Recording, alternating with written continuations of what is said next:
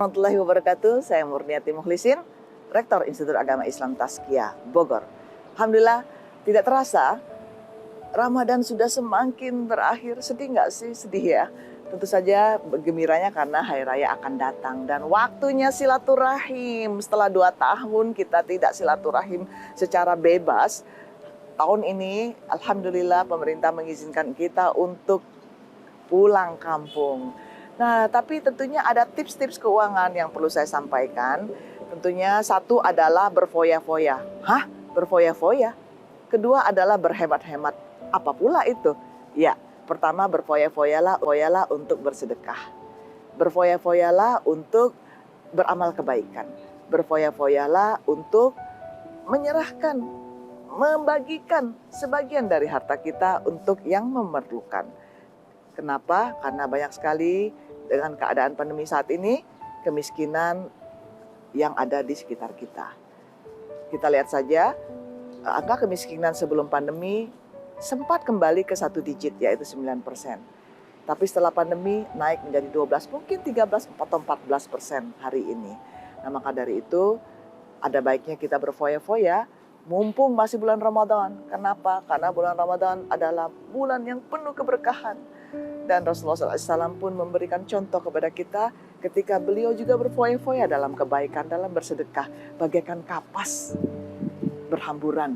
Banyak yang disedekahkan oleh beliau pada bulan Ramadan.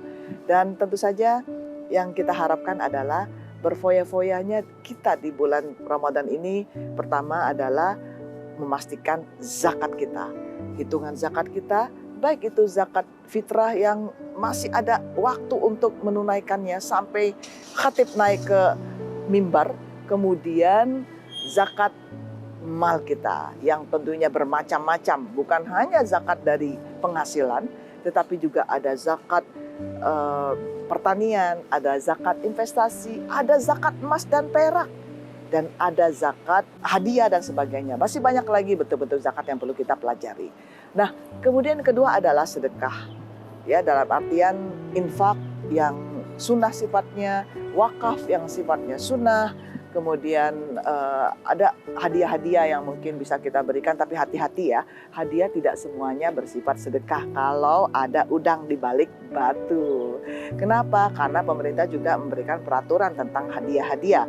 Hadiah tidak boleh sembarangan, karena kalau itu termasuk gratifikasi, berarti kita tidak boleh memberikannya kepada para pejabat, karena akan mengakibatkan sesuatu hutang budi yang mungkin perlu dipikirkan oleh mereka dan akhirnya menjadikan proyek-proyek yang ada di berbagai sektor ini menjadi tidak terkendalikan atau tidak transparansi.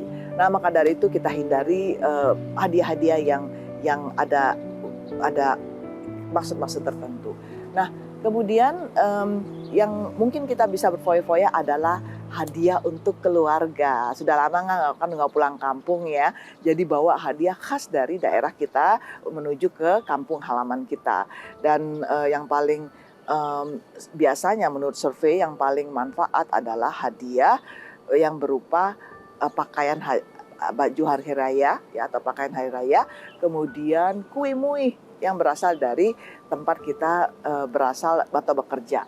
Nah, kenapa kemudian hal yang kedua yang saya ingin ajak adalah berhemat-hemat. Apa pula berhemat-hemat itu adalah berhemat-hemat ketika kita menerima gaji ke-13 bulan ini atau disebut THR ya. THR adalah suatu kewajiban yang ditentukan oleh pemerintah dan harus ditunaikan sebelum hari raya tiba. Nah, ini juga menjadikan satu hal yang perlu kita siasati, karena kadang-kadang bukan hanya gaji ke-13, dia bisa jadi gaji ke-14 atau 15, karena sebagian perusahaan memberikan hadiah THR bisa 2-3 kali lipat. Ada banyak perusahaan-perusahaan tersebut. Tentu saja perusahaan-perusahaan atau lembaga-lembaga atau instansi-instansi yang terkena dampak pandemi sayangnya terpaksa mengurangi THR-nya. Nah, ini juga terjadi tahun kemarin, mudah-mudahan tahun ini nggak lagi ya. Nah, hadiah atau THR ini sangat perlu kita sikapi bersama. Apakah perlu kita habiskan dalam bulan Ramadan? Bulan Syawal ini tidak tentunya. Bisa kita rencanakan untuk kebutuhan masa depan. Mungkin kita perlu untuk kebutuhan sekolah anak-anak kita, kuliah anak-anak kita yang akan nanti berlangsung bulan Juli dan bulan September. Ini memerlukan biaya yang cukup besar, terutama kalau kita ingin pergi ke kampus pilihan. Kampus misalnya, kampus pilihan itu kampus yang mengutamakan akhlakul karimah, kampus yang mengutamakan pelajaran Al-Quran yang dikombinasikan dengan pelajaran-pelajaran sains dan teknologi dan ekonomi, bisnis, manajemen, pendidikan, komunikasi, dan lain-lainnya. Nah, kemudian kita juga perlu untuk memastikan bahwa berhemat-hemat ini juga siapa tahu mau umroh. Saya baru pulang dari umroh, alhamdulillah ibadah umrohnya insya Allah didoakan makbulah. Dan sekarang ini berduyun-duyun masyarakat muslim di Indonesia pergi umroh. Dan katanya ada yang ingin merencanakan untuk pergi haji furoda atau haji tanpa kuota atau haji khusus yang memang dalam rupiah cukup besar, tapi siapa tahu dapat THR yang bisa mengizinkan untuk kita pergi haji tahun ini.